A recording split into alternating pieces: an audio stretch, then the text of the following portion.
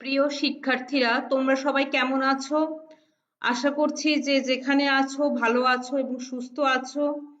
তোমাদের সবাইকে আজকের আইসিটি অনলাইন ক্লাসে শুভেচ্ছা এবং স্বাগতম জানিয়ে আজকের আইসিটি অনলাইন ক্লাসটি আমি শুরু করতে যাচ্ছি। আজকের আইসিটি অনলাইন ক্লাসের সঞ্চালকের পর্বে আমি আছি শর্মিষ্ঠা সাহা, প্রভাষক তথ্য ও যোগাযোগ প্রযুক্তি। তথ্য ও যোগাযোগ প্রযুক্তি এই বিষয়ে আজকে আমরা প্রথম অধ্যায় নিয়ে আলোচনা করব। প্রথম অধ্যায়টির নাম হচ্ছে বিশ্ব ও বাংলাদেশ প্রেক্ষিত। তো এই অধ্যায়ের যে সমস্ত টপিকস নিয়ে আলোচনা করা হচ্ছিল তার ধারাবাহিকতা অনুযায়ী আজকে আমরা একটি নতুন টপিকস নিয়ে আলোচনা করব, সেটি হচ্ছে ভার্চুয়াল রিয়েলিটি। তো আজকের টপিকসটির নাম হচ্ছে ভার্চুয়াল রিয়েলিটি। তো প্রথমে আমরা শিখব যে ভার্চুয়াল রিয়েলিটি কি, মূলত কাকে ভার্চুয়াল রিয়েলিটি বলা হয়।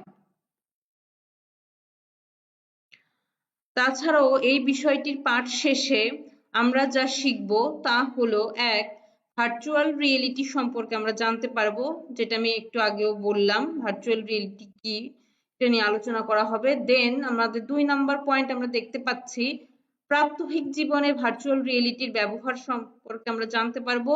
3, প্রাত্যহিক জীবনে মানে আমাদের দৈনন্দিন জীবনে ভার্চুয়াল রিয়েলিটির নেতিবাচক প্রভাব সম্পর্কেও আমরা জানতে পারবো। এরপরে আমরা চলে যাই, স্ক্রিনে অবশ্যই দেখতে পাচ্ছি ভার্চুয়াল রিয়েলিটি কি। প্রকৃত অর্থে বাস্তব নয় কিন্তু বাস্তবের চেতনা উদ্রেককারী বিজ্ঞান নির্ভর কল্পনাকে ভার্চুয়াল রিয়েলিটি বা অনুভবে বাস্তবতা কিংবা কল্প বাস্তবতা বলে। বাস্তব পরিবেশ নয় কিন্তু বাস্তবের পরিবেশের মতো মনে হবে, এটিকেই মূলত ভার্চুয়াল রিয়েলিটি বলা হয়। আর একে মানে ভার্চুয়াল রিয়েলিটিকে সংক্ষেপে ভিআর দ্বারা প্রকাশ করা হয়ে থাকে। ভার্চুয়াল রিয়েলিটি মূলত কম্পিউটার প্রযুক্তি ও সিমুলেশন তত্ত্বের উপর প্রতিষ্ঠিত। এতে ব্যবহৃত সফটওয়্যারের মধ্যে উল্লেখযোগ্য হলো Vizard, VR toolkit, 3D studio max, Maya software ইত্যাদি। ভার্চুয়াল রিয়েলিটি একটি কম্পিউটার নিয়ন্ত্রিত পরিবেশ যেখানে ব্যবহারকারী ওই পরিবেশে মগ্ন হতে, বাস্তবের অনুকরণে সৃষ্ট দৃশ্য উপভোগ করতে এবং সেই সাথে বাস্তবের ন্যায় শ্রবণানুভূতি এবং দৈহিক ও মানসিক ভাবাবেগ, উত্তেজনা অনুভূতির প্রভৃতির অভিজ্ঞতা অর্জন করতে পারবে।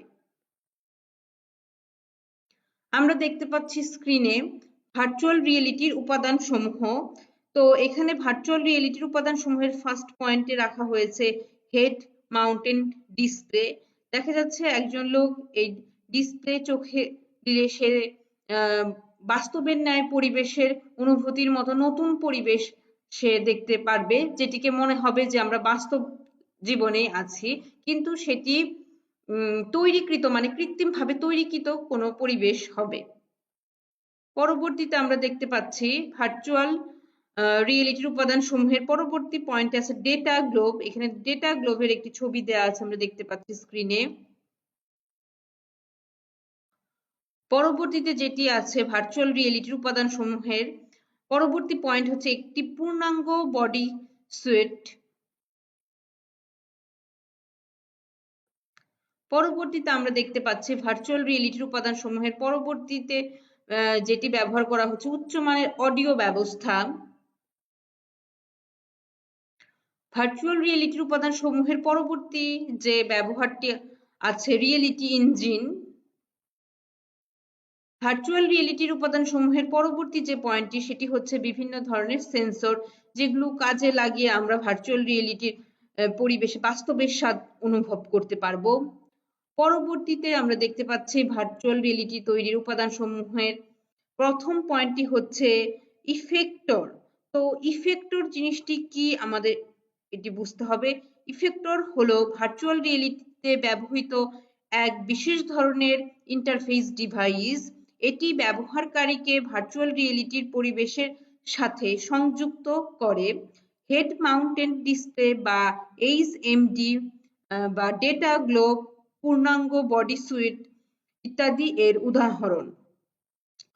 পরবর্তীতে আমরা দেখতে পাচ্ছি পয়েন্টে যেটি আছে, রিয়েলিটি সিমুলেটর জিনিসটি কি?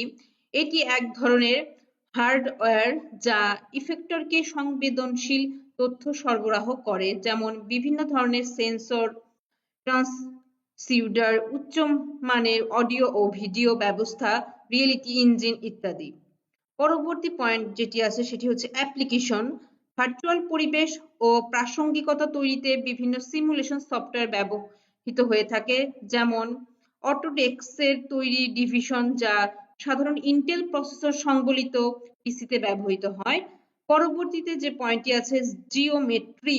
জিওমেট্রি হলো ভার্চুয়াল পরিবেশের বিভিন্ন বস্তুর বাহ্যিক বৈশিষ্ট্য সম্পর্কিত তথ্যাবলী, যেমন ভার্চুয়াল রিয়েলিটিতে ব্যবহৃত ত্রিমাত্রিক মডেল সমূহকে অটোডেস্ক বা 3D স্টুডিও ম্যাক্স বা মায়া সফটওয়্যার ইত্যাদি সফটওয়্যার ব্যবহার করে তৈরির পর এই ফাইলগুলোকে ভার্চুয়াল রিয়েলিটিতে রেন্ডারিং ও অথরিং এর জন্য এক্সপোর্ট করা হয়ে থাকে। পরবর্তীতে আমরা দেখতে পাচ্ছি ভার্চুয়াল রিয়েলিটির উপাদান সমূহের পরবর্তী পয়েন্ট হচ্ছে বিভিন্ন ধরনের সিমুলেশন, মডেলিং ও গ্রাফিক্স সফটওয়্যার।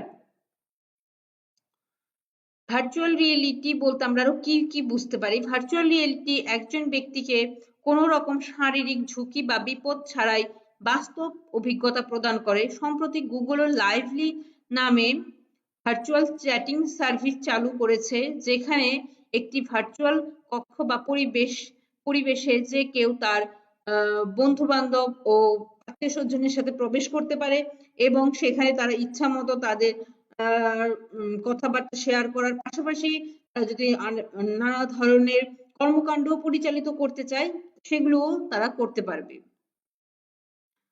আচ্ছা, ভার্চুয়াল রিয়েলিটির পরবর্তীতে একটি গুরুত্বপূর্ণ টপিকস নিয়ে এখন আলোচনা করা হবে, সেটি হচ্ছে অগমেন্টেড রিয়েলিটি। অগমেন্টেড রিয়েলিটি কি? অগমেন্টেড রিয়েলিটি হলো এমন একটি অবস্থা যেখানে চারপাশের জগৎ এই ভার্চুয়ালি কোনো বস্তু যোগ করা হয়ে থাকে। তাছাড়াও আমরা অগমেন্টেড রিয়েলিটি বলতে মূলত বুঝবো তা হচ্ছে বাস্তব নয় কিন্তু বাস্তবের কোনো কিছুর সাথে মানুষের মস্তিষ্কের স্নায়বিক অনুভূতিকে কাজে লাগিয়ে কৃত্রিম বুদ্ধিমত্তা আর কম্পিউটার সিমুলেশন ব্যবহার করে দুটি ভিন্ন ঘটনাকে একসাথে মিলিয়ে দেবার ঘটনাই হচ্ছে অগমেন্টেড রিয়েলিটি। আচ্ছা, এটা যদি আমরা আমাদের নর্মাল সেন্সে বুঝতে চাই তাহলে এটা আমরা আরেকভাবেও বুঝতে পারি।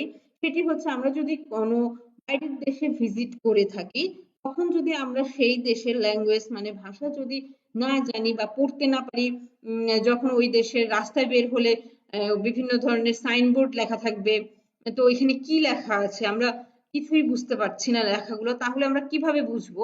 অগমেন্টেড রিয়েলিটি নির্ভর যে স্মার্টফোন গুলো আছে, তো ওগুলো যদি আমরা ওই সাইনবোর্ডের সামনে নিয়ে অ্যাসাইন করে থাকি, তাহলে আমরা ওই লেখাগুলোকে স্পষ্টভাবে বুঝতে পারবো। এমনকি ওখানে কি লেখা হয়েছে, সাইনবোর্ডটি কি নিয়ে কোন দিকের রাস্তা নির্দেশ করছে, বা কোথায় কোনো হোটেল রেস্টুরেন্ট মানে যা আছে ট্রান্সপোর্ট সিস্টেমটা কিভাবে কোন দিক দিয়ে যাচ্ছে, সে সমস্ত লেখা আমরা ভালো মতো পড়তে পারবো এবং বুঝতেও পারবো। পরবর্তীতে আমরা স্ক্রিনে যেটি দেখতে পাচ্ছি সেটি হচ্ছে প্রাত্যহিক জীবনে ভার্চুয়াল রিয়েলিটির প্রভাব। শিশু শিক্ষায় প্রাত্যহিক জীবনে ভার্চুয়াল রিয়েলিটির প্রভাব। ডাক্তারদের প্রশিক্ষণ।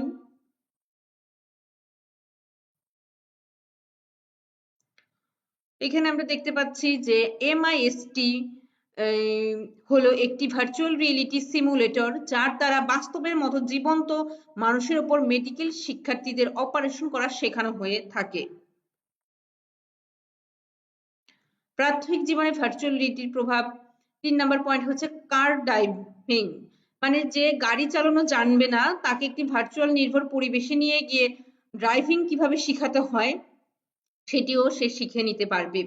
কেননা এমনি আমাদের যে ব্যস্ত রাস্তায় কিন্তু গাড়ি চালানো শেখানো খুবই একটি ঝুঁকিপূর্ণ কাজ। তো আমরা যদি ভার্চুয়াল রিয়েলিটি নির্ভর কোনো প্রশিক্ষণ কেন্দ্রে গিয়ে কার ড্রাইভিং মানে গাড়ি চালানো কিভাবে শিখতে হয় সেগুলি কিন্তু আমরা অতি সহজেই এবং বাস্তবের মতো আমরা সেই জিনিসগুলো প্রশিক্ষণগুলো নিতে পারি। পরবর্তীতে দেখতে পাচ্ছি আমরা প্রাত্যহিক জীবনে ভার্চুয়াল রিয়েলিটির প্রভাবে বিমান চালনার প্রশিক্ষণ। তো আমরা যদি গাড়ি চালানোর প্রশিক্ষণ বুঝে থাকি তাহলে আমরা বিমান চালনার প্রশিক্ষণও বুঝবো। প্রাত্যহিক জীবনে ভার্চুয়াল রিয়েলিটির প্রভাব সেনাবাহিনীতে যুদ্ধ প্রশিক্ষণ। প্রাত্যহিক জীবনে ভার্চুয়াল রিয়েলিটির প্রভাব ব্যবসা বাণিজ্যে। প্রাত্যহিক জীবনে ভার্চুয়াল রিয়েলিটির প্রভাব মহাশূন্যে অভিযান। প্রাত্যহিক জীবনে ভার্চুয়াল রিয়েলিটির প্রভাব গেমস তৈরিতে আমরা ভার্চুয়াল রিয়েলিটি এখন ব্যবহার করে থাকি। নগর উন্নয়নে ভার্চুয়াল রিয়েলিটির প্রভাব আমাদের প্রাত্যহিক জীবনে ভীষণভাবে এখন জড়িয়ে পড়েছে। প্রাত্যহিক জীবনে ভার্চুয়াল রিয়েলিটির নেতিবাচক প্রভাব কি সেটি হচ্ছে আমরা এখন দেখব। 1, চড়া দাম ও জটিলতা। 2, স্বাস্থ্যের জন্য ক্ষতিকারক, কেননা বিভিন্ন ধরনের ডিভাইস ব্যবহার করে এই ভার্চুয়াল রিয়েলিটি প্রশিক্ষণ এগুলো নেওয়া হয়ে থাকে, তো এতে আমাদের মানুষের স্বাস্থ্যের জন্য খুবই ক্ষতিকর এগুলো। প্রাত্যহিক জীবনে ভার্চুয়াল রিয়েলিটির নেতিবাচক প্রভাবে 3 নম্বর পয়েন্ট যেটি হচ্ছে কল্পনার জগতে বিচরণ। প্রাত্যহিক জীবনে ভার্চুয়াল রিয়েলিটি নেতিবাচক প্রভাবে 4 নম্বর পয়েন্ট হচ্ছে মনুষ্যত্বহীনতা। তো আজকের ক্লাসে যেগুলো পড়ানো হলো, ভার্চুয়াল রিয়েলিটি নিয়ে আলোচনা করা হলো, মূলত এগুলোই হচ্ছে তোমাদের আজকের ক্লাসের পাঠ, এগুলোই হচ্ছে তোমাদের বাড়ির কাজ থাকবে। তো পরবর্তী ক্লাসে আমি নতুন কোনো লেকচার নিয়ে আমি অবশ্যই তোমাদের সামনে হাজির হয়ে যাব। সেই পর্যন্ত তোমরা সবাই ভালো থাকো, সুস্থ থাকো। তোমাদের সবাইকে ধন্যবাদ।